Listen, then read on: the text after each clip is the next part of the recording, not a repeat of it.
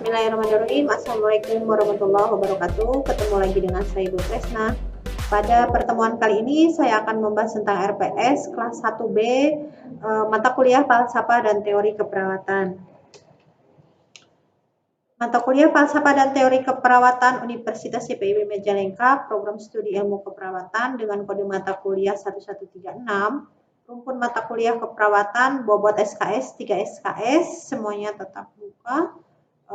Dipelajari di semester 1, ditetapkan pada tanggal 12 September 2022 dengan dosen pengembang RPS Ibu Hera Hijriani serta koordinator mata kuliah Ibu Hera Hijriani, ketua program studi Ibu Rahayu Setiawati, SKP MK.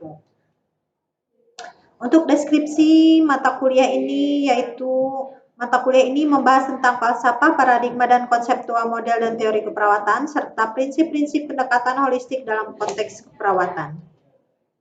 Untuk tim teaching saya sendiri Tresna Komalasari.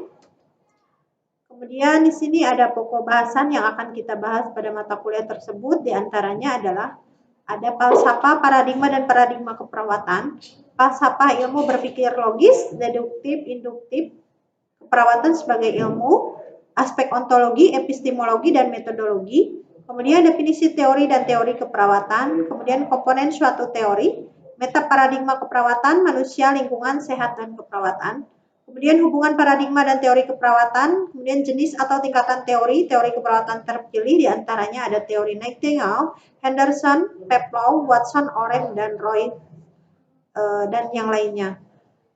Kemudian teori Middering dalam keperawatan. Kemudian di pembahasan berikutnya ada prinsip-prinsip pendekatan secara holistik dalam konteks holistic care, holism, humanism, konsep berubah, konsep sistem, dan pendekatan sistem. Kemudian selanjutnya ada capaian pembelajaran. Di sini ada sikap, pengetahuan, keterampilan umum, dan keterampilan khusus.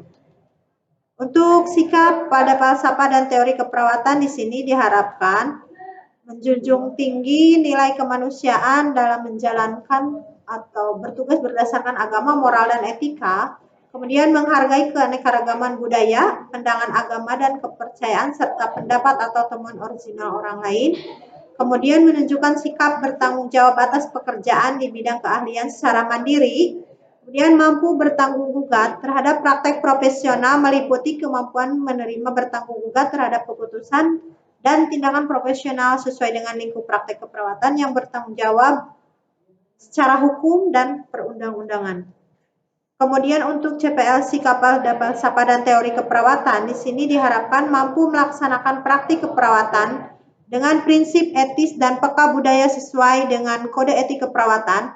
Kemudian memiliki sikap menghormati hak privasi nilai budaya yang dianut atau martabat klien. Kemudian menghormati hak klien untuk memilih dan menentukan sendiri asuhan keperawatan dan kesehatan yang diberikan, serta bertanggung jawab atas kerahasiaan informasi tertulis, kemudian verbal dan elektronik yang sesuai dalam kapasitas sesuai dengan lingkup pertanggungjawaban. Kemudian untuk pengetahuan di sini diharapkan mahasiswa mampu menguasai filosofi, paradigma, teori keperawatan, khususnya konseptual, model, dan teori Middering. Kemudian menguasai nilai-nilai kemanusiaan atau humanistic value. Kemudian keterampilan umum di sini diharapkan mahasiswa dapat membuat keputusan yang independen dalam menjalankan pekerjaan profesinya berdasarkan pemikiran logis, kritis, sistematis, dan kreatif. Kemudian di keterampilan umum berikutnya, mahasiswa diharapkan dapat menyusun laporan atau kertas kerja, menghasilkan karya desain di bidang keahlian berdasarkan kaidah rancangan dan prosedur baku, serta kode etik profesinya yang dapat diakses oleh masyarakat ataupun akademik. Kemudian mengkomunikasikan pemikiran atau argumen atau karya inovasi yang bermanfaat bagi pengembangan profesi perawat atau kewirausahaan yang dapat bertanggung jawab secara ilmiah kepada masyarakat, terutama masyarakat serta profesi perawat. Kemudian meningkatkan kapasitas pembelajaran secara mandiri. Kemudian selanjutnya mampu melakukan studi kasus secara teratur dengan cara refleksi, telaah kritis, evaluasi, serta peer review tentang praktik keperawatan yang dilaksanakannya. Untuk CPMK atau capaian pembelajaran pada mata kuliah falsafah dan teori keperawatan, di sini diharapkan mahasiswa dapat atau mampu memahami tentang falsafah keperawatan, kemudian dapat menerapkan konsep paradigma keperawatan, dapat menerapkan berbagai teori keperawatan terpilih dalam berbagai situasi dan kondisi klien, kemudian menganalisis prinsip-prinsip pendekatan secara holistik dalam konteks keperawatan. Untuk media pembelajaran, teman-teman bisa menggunakan laptop, InFocus, internet, diskusi, slide PPT, audio visual, ataupun YouTube. Kemudian untuk jadwal pembelajaran di sini, untuk falsafah dan teori keperawatan pada kelas 1B, di sini dimulai di hari Jumat tanggal 16 September 2022. Pada sub CPMK tersebut diharapkan mahasiswa dapat menginternalisasi nilai norma dan etika akademik. Di sini berarti di pertemuan pertama kita akan membahas tentang RPS atau mekanisme aturan perkuliahan pada falsafah dan teori keperawatan. Kemudian di pertemuan yang kedua di hari Jumat 23 September 2022 di jam 9.50 sampai jam 12.20 kita akan membahas tentang falsafah, paradigma, dan paradigma keperawatan. Kemudian definisi falsafah keperawatan, definisi paradigma keperawatan, komponen manusia dalam paradigma keperawatan, dengan sub CPMK yaitu mahasiswa mampu memahami falsafah keperawatan, paradigma, dan paradigma keperawatan. Kemudian di pertemuan ketiga hari Jumat 30 September 2022 jam 9.50 sampai jam 12.20 kita akan membahas tentang materi pembelajaran tentang komponen kesehatan dalam paradigma keperawatan, komponen lingkungan dalam paradigma keperawatan, komponen keperawatan dalam paradigma keperawatan. Di sub CPMK di sini diharapkan mahasiswa mampu memahami falsafah keperawatan, paradigma, dan paradigma keperawatan. Kemudian di hari Jumat, pertemuan keempat tanggal 7 Oktober 2022 jam 9.50 sampai jam 12.20, kita akan membahas tentang konsep teori dan model keperawatan, komponen suatu teori, hubungan paradigma dan teori keperawatan, jenis atau tingkatan teori keperawatan, tujuan teori keperawatan. Di sini untuk kemampuan akhir yang diharapkan dari mahasiswa yaitu diharapkan menguasai teori keperawatan khususnya konseptual model dan teori middle range.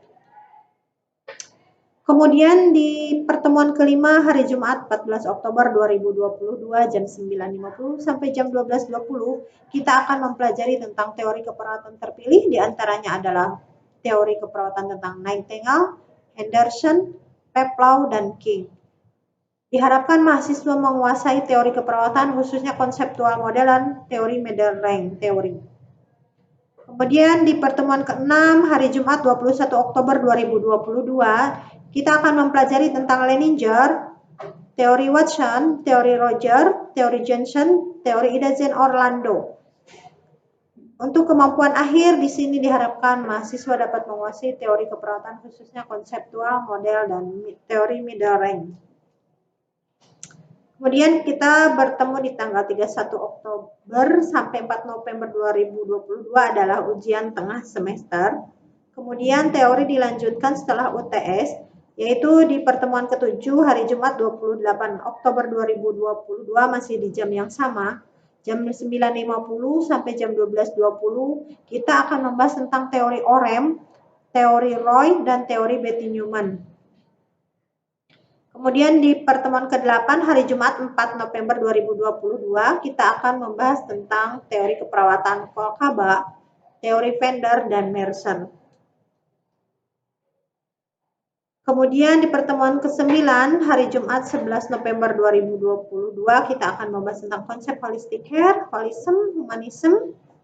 Di sini pada kemampuan akhir diharapkan mahasiswa dapat menganalisis prinsip-prinsip pendekatan humanistik dan holism dalam konteks keperawatan. Kemudian di pertemuan ke-10 hari Jumat 18 November kita akan mempelajari tentang konsep berubah, pengertian berubah, proses berubah, teori berubah, respon manusia terhadap perubahan, strategi untuk berubah, prinsip melakukan perubahan, dan change agent. Di sini diharapkan mahasiswa dapat menganalisis prinsip-prinsip pendekatan humanistik dan holism dalam konteks keperawatan. Di pertemuan terakhir, di sini kita akan membahas tentang konsep sistem dan pendekatan sistem, Kemudian ada konsep sistem, pendekatan sistem dalam pendidikan keperawatan, pendekatan sistem dalam pelayanan keperawatan, dan di kemampuan akhir diharapkan mahasiswa dapat memahami konsep sistem dan pendekatannya. Kemudian kita bertemu lagi di tanggal 9 sampai 13 Januari 2023 adalah ujian akhir semester. Nah, teman-teman, untuk referensinya kita lihat ada apa aja di sini. Buku-buku atau sumber yang bisa digunakan dalam materi falsafah tersebut. Di sini ada referensi utama, pendukung, start, dan online reading. Untuk utama kita ada Alvaro Lefayette 2013 tentang critical thinking. Kemudian ada Martha Ray Allgood tahun 2014 tentang nursing theory. Kemudian ada Quager Ebb tahun 2008 di Fundamental of Nursing. Kemudian ada Potter dan Perry di Fundamental Keperawatan volume 3 tahun 2010. Kemudian ada pendukung seperti Ruben M.G. tahun 2010 di Critical Thinking Tactic for Nursing. Kemudian Rubel M. Schaeffer tahun 1999 Critical Thinking in Nursing. Ada Berman Seinder tahun 2008 di Fundamental of Nursing. Kemudian Syokal Rajakshan 2017 falsafah dan teori dalam keperawatan serta online reading yang lainnya yang bisa teman-teman gunakan untuk referensi pada mata kuliah tersebut. Baik teman-teman, itu penjelasan RPS dari saya. Terima kasih. Assalamualaikum warahmatullahi wabarakatuh.